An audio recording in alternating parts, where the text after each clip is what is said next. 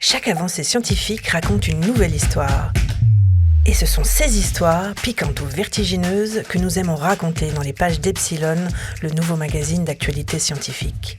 Chaque semaine, je vous embarque dans l'enquête d'un journaliste de la rédaction. Je suis Valérie Greffoz et vous écoutez le podcast d'Epsilon. Je vais m'aventurer là où l'humain n'a eu l'audace d'aller. Le trou noir. Dedans, à travers et au-delà. Mais c'est démentiel. C'est impossible. Et si, c'est possible. Dans cet épisode, je vais vous faire pénétrer vous aussi là où l'humain n'est jamais allé, à l'intérieur d'un trou noir. Que se passe-t-il, Vincent ?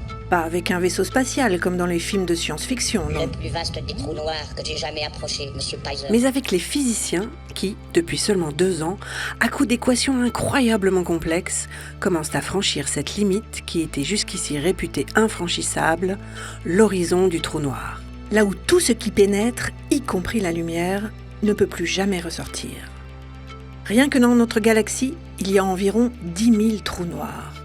Tous sont nés de la mort d'une étoile massive qui, arrivée à court de carburant, s'est effondrée sur elle-même.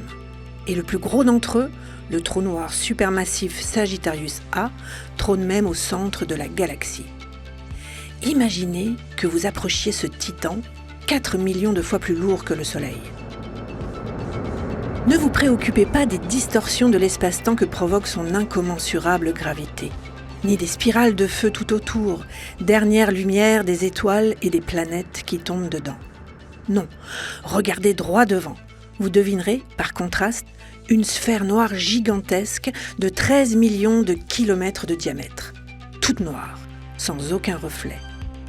Elle a l'air solide, mais en réalité, elle est immatérielle. Cette sphère, c'est le trou noir. Sa surface, sa limite. Les astrophysiciens l'appellent l'horizon. Qui y a-t-il derrière ? C'est ce que va nous raconter le journaliste Roman Ikonikov. Il a mené l'enquête auprès des physiciens qui commencent tout juste à avoir des réponses. Roman, la première chose qui définit un trou noir, c'est le fait que rien ne peut en ressortir. Alors comment peut-on espérer entrer à l'intérieur, puis sortir pour pouvoir raconter ce qui s'y passe ? Eh bien, par le meilleur vaisseau spatial que nous avons, c'est-à-dire le cerveau. C'est en fait par la réflexion, par les yeux de l'esprit, qu'on a réussi à rentrer dans un trou noir et à le décrire. Parce qu'on pourrait très bien rentrer dedans, mais on ne pourrait pas après sortir pour faire part des découvertes. Donc c'est un voyage théorique et c'est un exploit. Et alors raconte-nous, qu'est-ce qu'il y a à l'intérieur d'un trou noir ? Qu'est-ce qu'il y a derrière l'horizon d'un trou noir ? Depuis quelques années, justement, on a commencé, des équipes de physiciens ont commencé à lever le voile. Le problème, ou disons, c'est un problème et c'en est pas un, c'est qu'il y a 2 versions différentes, voire incompatibles, sur ce qui pourrait avoir derrière un trou noir. Alors, la première version qui a été obtenue par une équipe américaine est peut-être la plus étrange, ou en tout cas celle qui se rapproche le plus de l'intuition de science-fiction ou des récits de science-fiction, c'est que l'intérieur du trou noir, d'une certaine manière, serait en connexion avec un lieu très lointain dans l'univers. Voilà l'idée. Je croyais être préparée, je connaissais la théorie, je connaissais la réalité, c'est autre chose. La deuxième version, qui est un peu plus classique tout en étant assez délirante finalement, c'est qu'un trou noir serait un astre comme un autre, fait de matière, simplement une matière tellement dense, tellement condensée, qu'elle développerait un champ de gravitation qui empêcherait la lumière de partir. Mais ça serait de la matière, simplement une matière dans laquelle une goutte d'eau pèserait des milliards de tonnes, c'est-à-dire avec un champ gravitationnel très fort. Vous vous intéressez au trou noir ? Comment ne pas être fasciné par la force la plus inexorable de l'univers ? Ces longs tunnels obscurs vers nulle part. Ou quelque part ? Donc si je comprends bien, dans le premier scénario, le trou noir serait donc un passage vers un autre lieu de l'univers, un peu comme on le voit dans certains films de science-fiction. Oui et non. Parce que dans les films de science-fiction, ce qu'on voit souvent, c'est une sorte de tunnel où un vaisseau entre par un côté, traverse le tunnel et ressort de l'autre côté.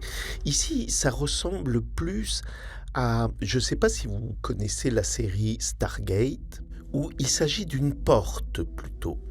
Une porte où d'un côté on est à un endroit et de l'autre côté on est très éloigné de cet endroit. Quand on est sur le pas de la porte, eh ben, on est dans les deux endroits en même temps. Et dans le second, en revanche, il n'y a pas de passage vers un autre lieu de l'univers. On reste enfermé finalement dans le trou noir, c'est ça? Oui, on reste enfermé dans le trou noir, mais en réalité, d'abord, la matière de cet astre, donc dans ce deuxième modèle, est tellement comprimée qu'elle se déploie sur beaucoup de dimensions, plus de 3. D'autre part, elle est faite de particules qui finalement sont en même temps de la matière, du temps et de l'espace. C'est pas la peine d'essayer d'imaginer, c'est impossible à imaginer. Et surtout, cette matière, ces particules, peuvent se détacher du trou noir et s'envoler comme, par exemple, dans les planètes, il y a des éléments de l'atmosphère, des molécules de l'atmosphère qui s'échappent. Donc en fait, ces deux visions sont un peu contradictoires. Oui, totalement contradictoires. A priori, c'est la première fois qu'on pénètre dans un trou noir. Il reste encore beaucoup de choses à définir, à découvrir théoriquement.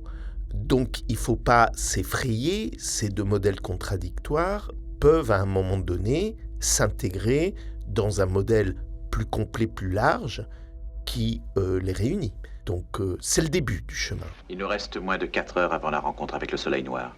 Commandeur.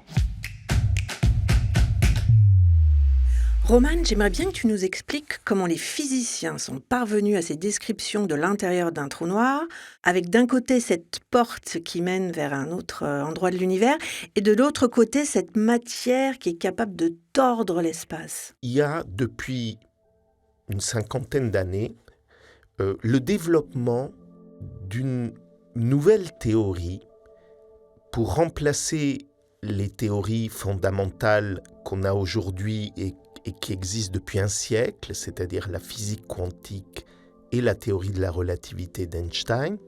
Cette nouvelle théorie qui est en construction, qui n'est pas achevée, où on a des fragments mais qui ne forment pas un tout, s'appelle la théorie des cordes.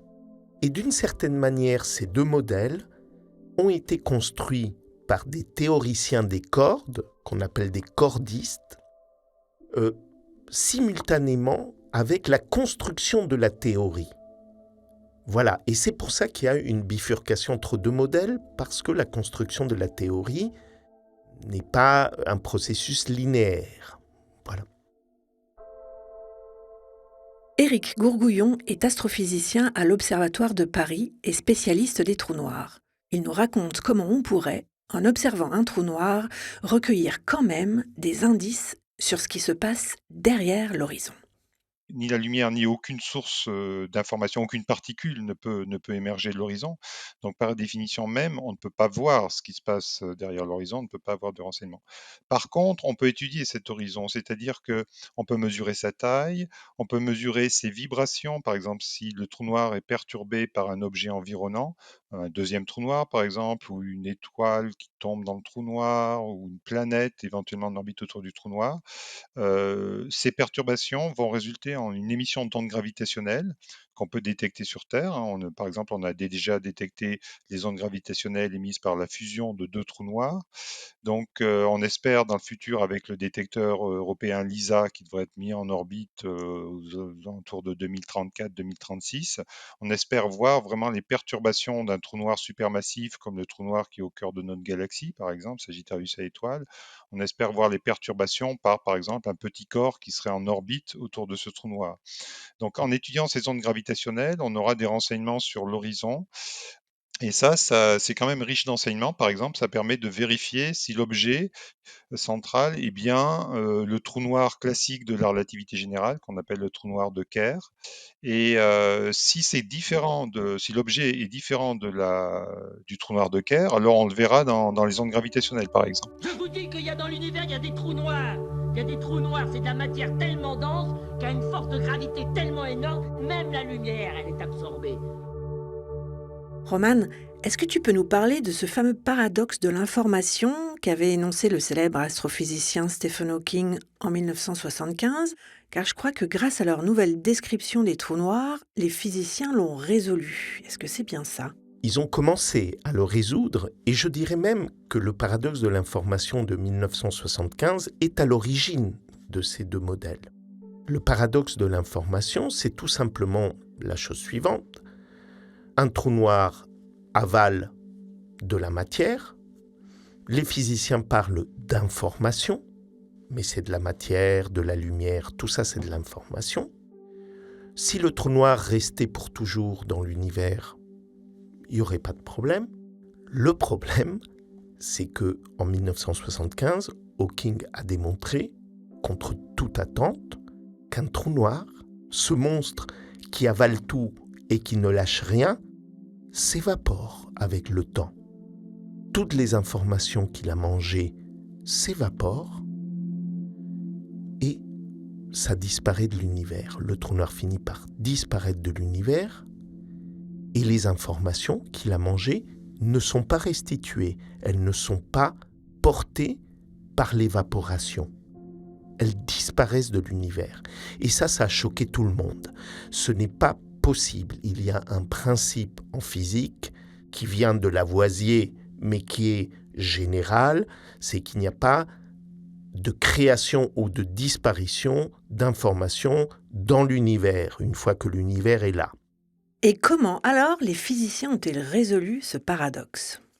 Eh bien, dans le premier modèle, ils ont découvert qu'il était possible qu'il se forme au centre du trou noir une sorte de porte qui d'un côté communique avec une chambre qui est ici et de l'autre côté avec une chambre qui est très éloignée en termes d'espace. Et à ce moment-là, si on imagine que l'une des chambres c'est le trou noir et l'autre chambre c'est un autre lieu dans l'espace, la première chambre diminue peu à peu, s'évapore, mais la porte reste ouverte sur l'autre endroit. Donc il n'y a pas de disparition de l'information. Toute l'information est d'un côté et de l'autre, et quand un côté disparaît, elle reste de l'autre côté. D'accord, et alors dans le second scénario, comment ça se passe ? Dans le second scénario, il n'y a tout simplement aucun problème puisque le trou noir n'est pas une singularité spatio-temporelle et tout ce qu'on veut, c'est une planète, disons un astre, fait de matière, et dans ce cas-là, l'astre est là, et l'évaporation de l'astre, c'est un peu comme avec notre planète et notre atmosphère, il y a toujours une perte de molécules de l'atmosphère terrestre dans l'espace, il y a perte de rayonnement, je veux dire, il y a de la chaleur qui est rayonnée dans l'espace. Ce trou noir, qui est donc une planète ou un astre hyper dense, restitue l'information avant de disparaître. Oui, sa force est incommensurable. Même l'ordinateur n'arrive pas à la mesurer.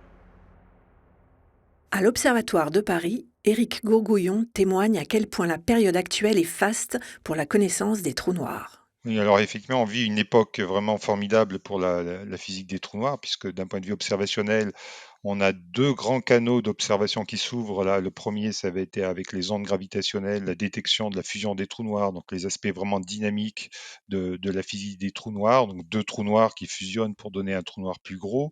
Donc ça, c'est quelque chose d'absolument formidable de pouvoir observer ça aujourd'hui, même si le signal est quand même pas mal bruité, c'est pas un signal aussi fin qu'on pourrait l'espérer, mais bon, les observations vont s'améliorer.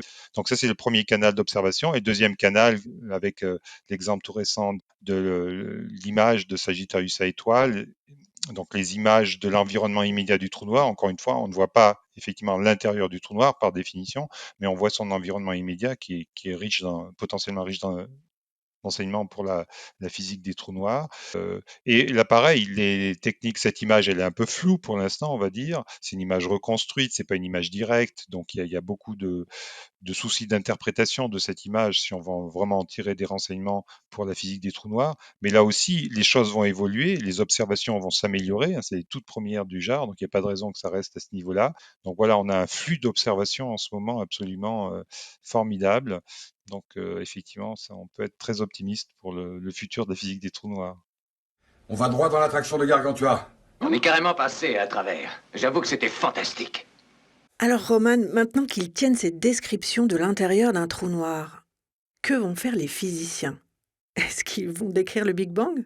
Oui, bien sûr, ils vont appliquer les découvertes qu'ils ont fait sur les trous noirs au Big Bang, parce que le Big Bang, quelque part, ça ressemble au trou noir, mais enfin, c'est pas la question. La question, c'est de continuer à développer ces modèles, parce que si on a pour la première fois une idée de ce qui pourrait se passer à l'intérieur d'un trou noir, ce n'est qu'une esquisse, qu'un début. C'est comme le premier feu d'artifice en Chine par rapport à la fusée Apollo 11. Enfin, je veux dire, on est au tout début et il reste beaucoup de travail à faire, peut-être des décennies. Tout est ouvert, l'avenir est ouvert. Ça y est, la porte d'entrée des trous noirs est ouverte. Mais il reste encore beaucoup de chemin à faire pour trouver la sortie, si elle existe.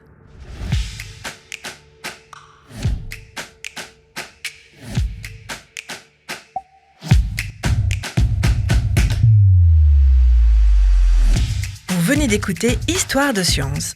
Pour aller plus loin, vous pouvez lire l'article dont est tiré cet épisode et bien d'autres encore dans Epsilon, le nouveau magazine d'actualité scientifique.